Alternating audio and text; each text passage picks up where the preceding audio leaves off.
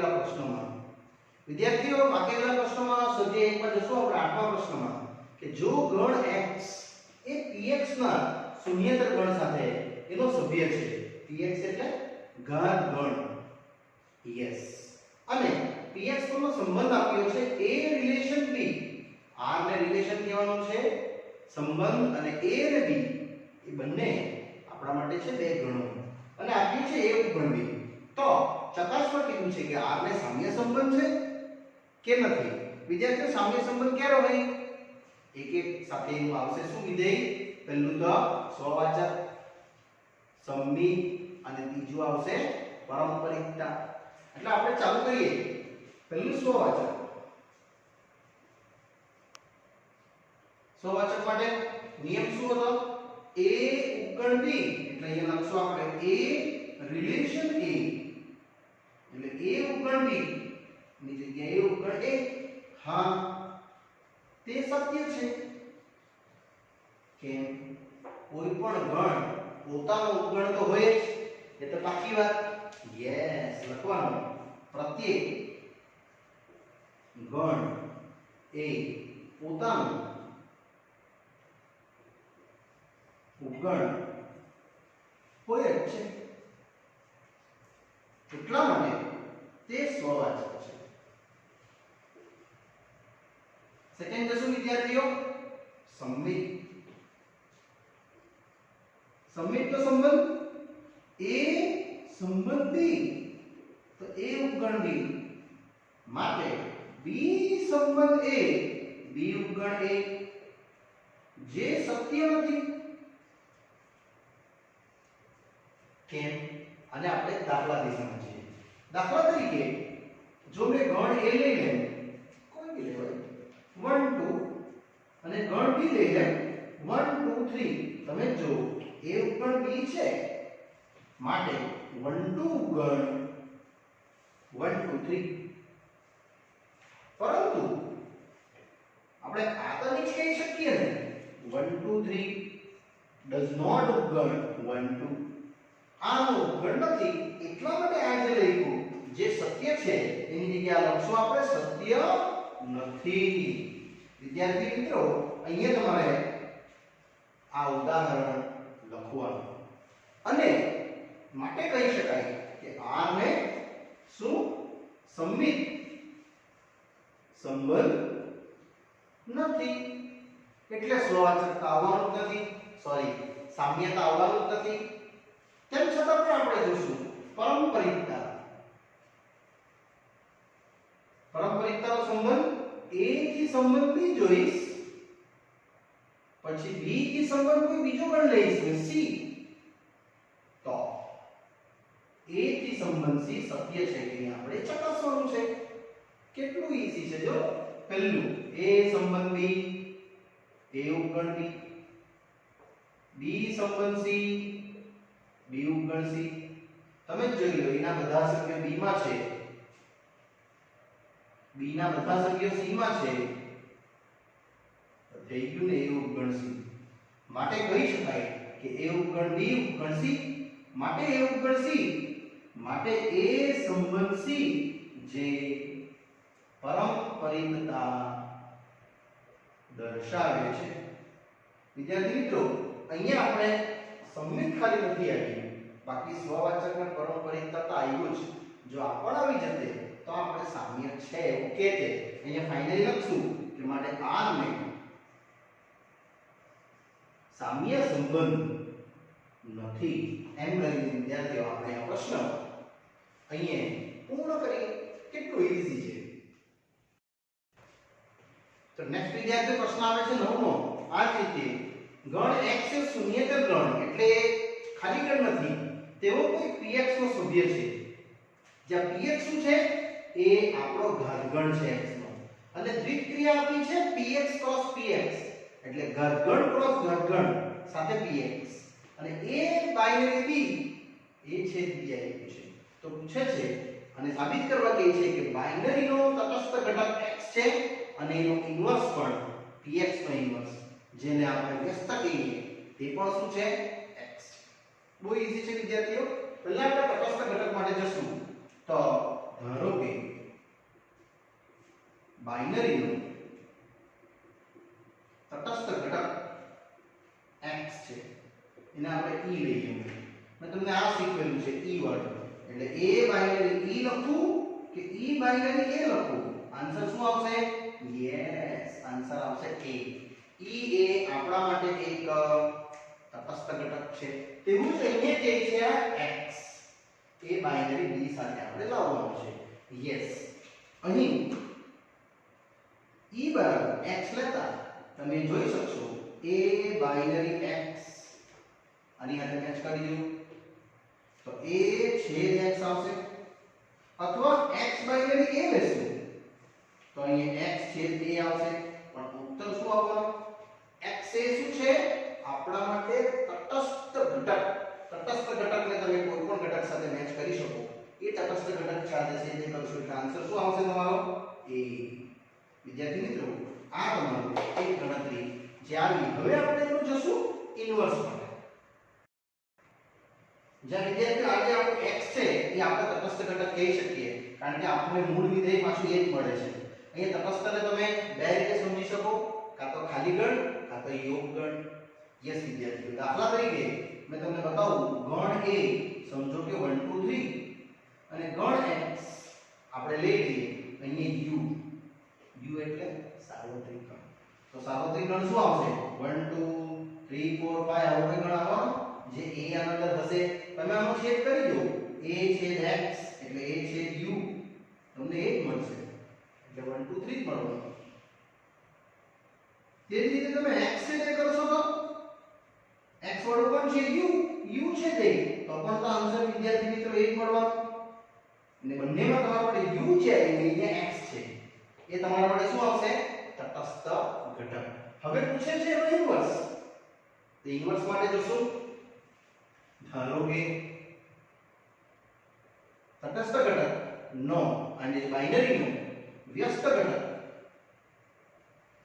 b છે, આવું આપણે લઈ લઈએ તો સૂત્ર તમારું આવું બનશે: a બાઇનરી b અથવા b બાઇનરી a ઇક્વલ શું આવવું જોઈએ?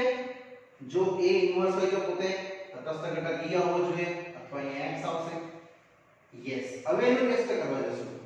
આ જ નિયમ લગાવીએ. માટે a બાઇનરી b એટલે a છેદ b, શું આન્સર આવશે? x જ આવશે. અને b બાઇનરી a b છેદ a તો પણ x જ આવશે. આ રીતે તમે વિદ્યાર્થીઓ આનો b જે શું છે તમારા માટે? વ્યસ્ત ઘટક. યસ, અહીંયા વિદ્યાર્થીઓ u નો વ્યસ્ત ઘટક કોણ આવવાનો? જે તમારું મૂલ્ય રહેશે. યસ, એ રીતે તમે અહીંયા x અને a નું સોલ્યુશન્સ બતાવી શકો વિદ્યાર્થી મિત્રો. માટે વિદ્યાર્થીઓ આ જે તટસ્થ ઘટક છે એના પરથી px ઇન્વર્સ x પણ તમારું x જ આવશે. માટે px નું વ્યસ્ત ઘટક તમે કહી શકો કે જે x છે. અને અહીંયા વિદ્યાર્થીઓ તમારો આ એક દ્વિક્રિયાના સભ્યો આપણે અહીંયા બહુ સરળતાથી બતાવી શકીએ. ચલો વિદ્યાર્થીઓ, પાછું એક વખત જોઈ લઈએ. જ્યારે a છેદ b બરાબર x થાય અને b છેદ a બરાબર x થાય, એનું એક જ કારણ હોઈ શકે.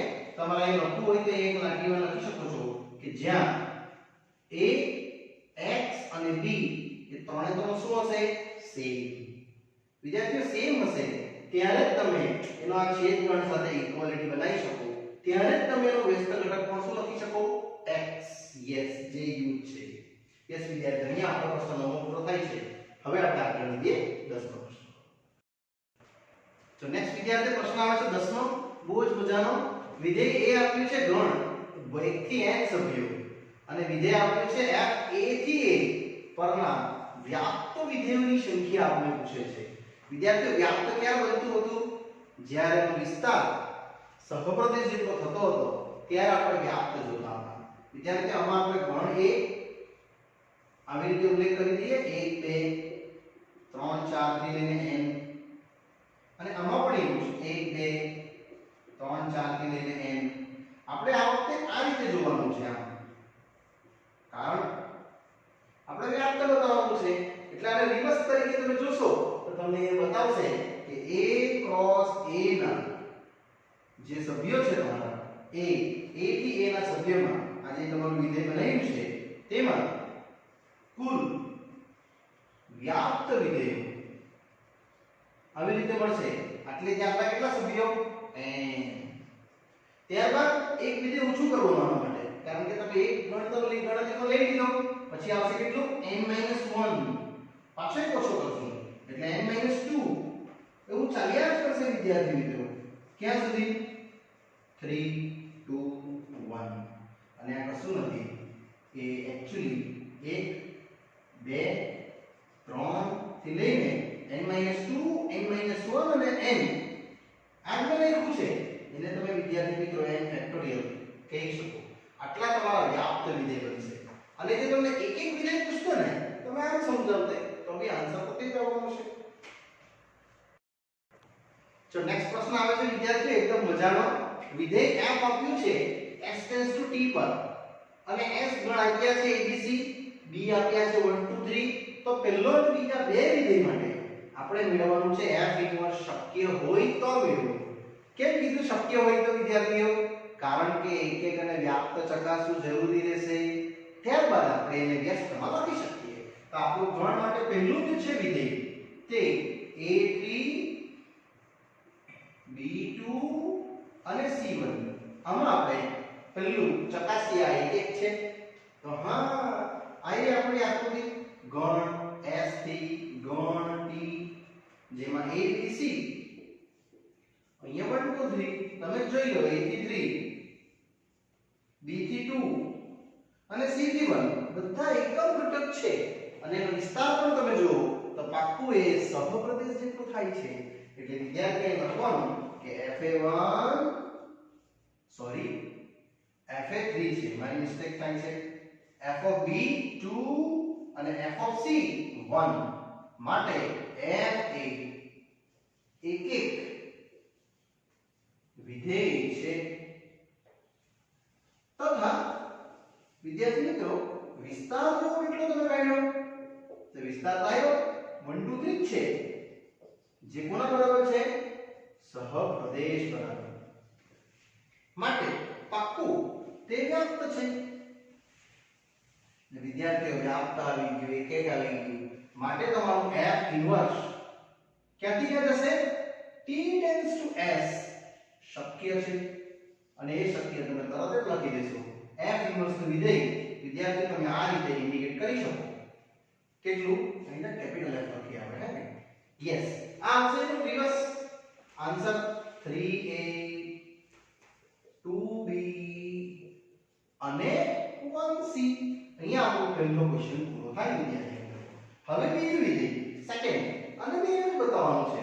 વિધેય આ આપ્યું છે a2 b1 અને c1. આમાં બી વિદ્યાર્થીઓ તમે જોશો s થી t ને પહેલા આપણે ચેક કરશું કે આ એક એક છે કે વ્યાપ્ત. તો અહીંયા જોઈએ આપણે s માં a b c 1 2 3 a લીધું ત્યારે 2, b લીધું ત્યારે 1 અને c લીધું ત્યારે પણ 1. આ તો બે સેમ થઈ ગયા એટલે એક એક જ નથી આવતો.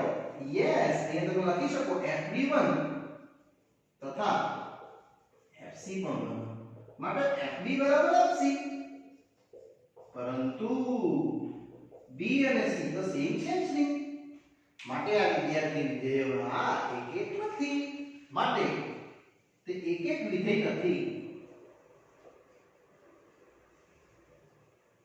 તેથી હું કહી શકું કે f ઇન્વર્સ શક્ય નથી. અહીંયા વિદ્યાર્થી મિત્રો તમે આગળ ગણી જ શકો. બસ થઈ ગયું શું? આમાં તમારે ઇન્વર્સ લાવવાની કોઈ જરૂર જ નહીં પડે. ચલો વિદ્યાર્થીઓ આગળ વધીએ પ્રશ્ન 12 પર. એ પ્રશ્ન પરીક્ષા લક્ષી મોસ્ટ આઈએમપી છે. એટલે એક્ઝામમાં પૂછાય તેવો પ્રશ્ન, દ્વિક્રિયાને લગતો આઈએમપી પ્રશ્નમાં તમે આ પ્રશ્નને વિદ્યાર્થી મિત્રો રાખશો. એમાં બે દ્વિક્રિયા આપી છે. એક તો a binary b માનાંક a b અને આ જે o છે લખ્યું a o b A o નથી, એ બી દ્વિક્રિયાનો જ ભાગ છે. જે આપી છે r r to r માં આ અને આ બંને આનો ઉત્તર આપ્યો છે a. તો સાબિત કરવા કહી છે કે પહેલી દ્વિક્રિયા સમક્રમી છે, પરંતુ જૂથના નિયમનું પાલન કરતું નથી. અને બીજી દ્વિક્રિયા ઓ છે દ્વિક્રિયા જ છે વિદ્યાર્થીઓ, એને ખાલી આ સિમ્બોલ આપેલી છે કે સમક્રમી નથી પરંતુ જૂથના નિયમનું પાલન કરે છે. પછી ત્રીજો પ્રશ્ન કે એ પછી આ જે વિભાજન સૂત્ર છે a binary b binary c આ પણ બાઇનરી છે આ પણ બાઇનરી છે, એને આ ફોર્મમાં એ લોકો ચકાસવા કહે છે કે એ અનુસરે છે. તો જોઈ લઈએ આપણે ત્રણ પ્રશ્નો આપ્યા છે વારાફરતી. પહેલા આપણે આ ચકાસીએ a બાઇનરી b માટે કયું સમક્રમી. યસ વિદ્યાર્થી મિત્રો, मैं वन बाय वन તમને સમજાવીશ એકદમ slowly. r cross r tends to r માં a બાઇનરી b મારી પાસે છે અવેલેબલ a માઈનસ b. વિદ્યાર્થીઓ હવે આપણે પહેલા જોઈએ સમક્રમી. a બાઇનરી b તમારી પાસે છે a માઈનસ b, તમે b બાઇનરી ચકાસી શકો છો. આ પ્રશ્ન વિદ્યાર્થીઓ કોઈક નંબર લઈને પણ કરી શકાય અથવા નંબર વગર પણ. જો મેં નંબર વગર બતાવું છું -1 કોમન a માઈનસ b અને સોલ્વ કરી દેવો આવી ગયું. દેર છે માથે a બાઇનરી b બરાબર b બાઇનરી a. આ પહેલું આવી ગયું માટે બાઇનરી છે સમક્રમી છે. વિદ્યાર્થીઓ તમે નંબર લઈને સમજાવી શકો તો પણ બહુ સરસ. જો નંબર લઈને બતાવો 2 બાઇનરી 3 3 બાઇનરી 2 2 minus 3 3 minus 2 આવી ગયું ને સેમ આન્સર. યસ, આ તમે દાખલા તરીકે દર્શાવી શકો. હવે આપણે જોઈએ એના માટે જૂથનો નિયમ. વિદ્યાર્થીઓ સેમ જ જશું. જૂથનો નિયમ માટે આપણે કોઈક નંબર લઈએ અથવા a b c લેશો તો પણ ચાલે. આપણે નંબર લેશું 2 3 4 belongs to આ આપણો પ્રશ્ન કોણ આ માનો કોઈક સભ્ય. એટલે પહેલું 2 બાઇનરી 3 બાઇનરી 4 બરાબર. આપણે ચકાસવાનું રહ્યું પહેલું તો આ 2 બાઇનરી 3. વિદ્યાર્થી મિત્રો અહીંયા 2 3 થશે. બાઇનરી 4 સેમ 1 બાઇનરી 4 એટલે એને 1 4 લખીને તમે ઉત્તર બનાવી શકો. આ જ વસ્તુ પાછી કરીએ 2 બાઇનરી 3 બાઇનરી 4 પણ હવે 3 અને 4 ને જોશું એટલે આ સેમ જ જશે 2 બાઇનરી 1 અને વિદ્યાર્થી 2 1 1. તમે જોઈ લો આ બંને સેમ આવ્યા કે ભિન્ન આવ્યા. a b નો ઉપયોગ કર્યો આપણે તો ભિન્ન આવ્યા. યસ, માટે લખવાનું કે 2 binary 3 binary 4 is not equal to આ રીતે. એકવાર બ્રેકેટ અહીં લગાડી દઈશ, એકવાર બ્રેકેટ અહીં લગાડી દઈશ. માટે પાક્કું થયું કે બાઇનરી એ જૂથના નિયમને અનુસરતું નથી. લાસ્ટમાં લખી શકાય માટે બાઇનરી જે જૂથના નિયમનું પાલન કરતું નથી. આટલું આપણે લખીએ એટલે આપણો આ એક પ્રશ્ન વિદ્યાર્થીઓ પહેલો પૂરો થયો. હવે મેં આગળ સમજાવવા જઈ રહ્યો છું a o b એ કશું જ નથી, એ પણ એક દ્વિક્રિયા છે. હવે આપણે સેકન્ડ પાર્ટમાં જઈએ a o b. એને a o ની વાંચવાનું આમ વાંચે તો પણ ચાલે. a બાઇનરી b અથવા ગુજરાતીમાં a દ્વિક્રિયા b. તમને આપ્યું છે for free ab belongs to r અને ચકાસીએ સમક્રમી માટે. પહેલા ક્વેશ્ચન વાંચી લઈએ તમને ખ્યાલ આવશે. સમક્રમી નથી પણ જૂથના નિયમનું પાલન કરે છે. વિદ્યાર્થીઓ સમક્રમી માટે જશું 2 અને 3 belongs to r 2 binary b. b કોણ છે 3. વિદ્યાર્થીઓ a બાઇનરી b નો આન્સર a છે જો. અને 2 બાઇનરી 3 નો આન્સર કેટલો આવશે 2 અને 3 બાઇનરી 2 નો આન્સર 3 સેમ નથી.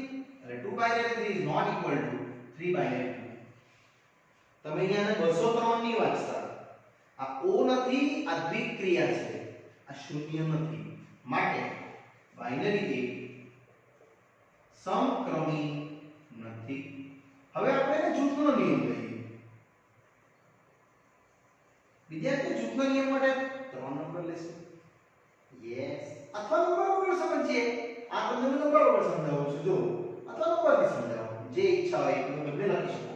જેમ મેં તમને નંબર વગર બતાવ્યો નંબરથી બતાવ્યો એવું તમે આમાં બી કરી શકો કે 2 બાઇનરી 3 બાઇનરી 4 પહેલા આપણે આ બેને બ્રેકેટ સમજીએ તો શું આવશે 2 બાઇનરી 3 a બાઇનરી b તમારી પાસે એ જ છે એટલે અહીં કેટલું આવવાનું 2 બાઇનરી 4 પાછો આન્સર શું આવવાનો આ જ વસ્તુ પાછી બતાવો 2 બાઇનરી 3 બાઇનરી 4 આ વખતે 3 અને 4 ના સાથે લેશું તો બી કઈ ફરક નથી પડવાનો 2 જ આવવાનો છે એટલે કન્ફર્મ થયું તમારું કે 2 binary 3 binary 4 is equal to 2 binary 3 binary 4 એક બ્રેકેટ અહીં એક બ્રેકેટ માથે બાઇનરી એટલે ઓ જે આની વાત કરું છું મેં એ આપણા માટે જૂથના નિયમનું પાલન કરે છે માટે ઓ એ જૂથના નિયમનું પાલન કરે છે વિદ્યાર્થીઓ અહીં આપણો સેકન્ડ પાર્ટ પૂરો થયો કયો આ પહેલું પૈતું આ બીજું પૈતું હવે મેં અહીંયા આપો છું ત્રીજા કેસમાં a બાઇનરી પછી b o c એટલે આની વાત કરું છું હવે એને પણ આગળ સમજાવીશ આ જ રીતે તો વિદ્યાર્થીઓ તમે સમજી જશો આમાં કશું જ નથી કરવાનું ખાલી તમારે આ બે ના ભાગમાં જે નંબર લાવવાના છે તે આપણે જોવાના રહેશે હવે આપણે વિદ્યાર્થી મિત્રો આને ચકાસીએ yes a binary b o c તો b o c તો તમને ખબર જ છે a o b કેટલું છે a અહીંયા કેટલું આવશે b રીઝન લખી દેવાનું કે બાઇનરી b બરાબર 1 છે હવે b નું આન્સર કેટલો આવે નાના a માઈનસ કારણ કે આ આપેલું છે તથા હવે તમે આ ચેક કરી જુઓ a બાઇનરી b o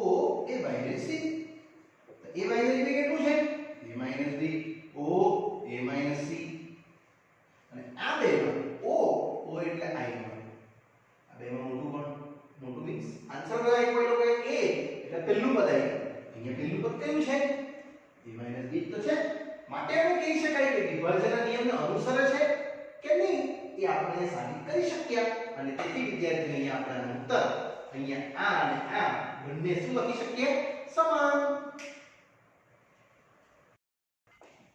ચલો વિદ્યાર્થીઓ અહીંયા આપણે આ સાબિત કરી નાખ્યું માટે આ બંને સ્ટેપ પૂર્ણ કર્યા પછી તમે લખી શકો છો આપણે શું સાબિત કર્યું a દ્વિક્રિય BOC બરાબર a બાઇનરી b અને a બાઇનરી c સાબિતી જે એ લોકો કીધી છે સાબિત કરી નાખ્યું છે હવે એને ચકાસવા કીધું છે કે આ જે બાઇનરી છે અને આ o વચ્ચેનું વિભાજનનું સૂત્ર એ શક્ય છે કે નહીં એના માટે આપણે લેશું દાખલા તરીકે કોઈ પણ નંબર તમે લઈ શકો મેં લેમ છું 1 2 3 બિલોંગ ટુ આ અને આ બેને આપણે લેશું વિભાજનના નિયમ સાથે યસ વિદ્યાર્થીઓ વિભાજન નિયમ રહેશે 1 એટલે આપણે આનો ઉપયોગ કરીએ કે આનો ઉપયોગ કરીએ કોઈ બે કરી શકાય એટલે 1 અહીંયા આપણે વિભાજન લેશું અહીંયા 2 બાઇનરી 3 પછી એને આપણે આ રીતે વિભાજન કરીને ચેક કરીએ કે આન્સર શું આવે છે એટલે આવશે વિદ્યાર્થી મિત્રો 1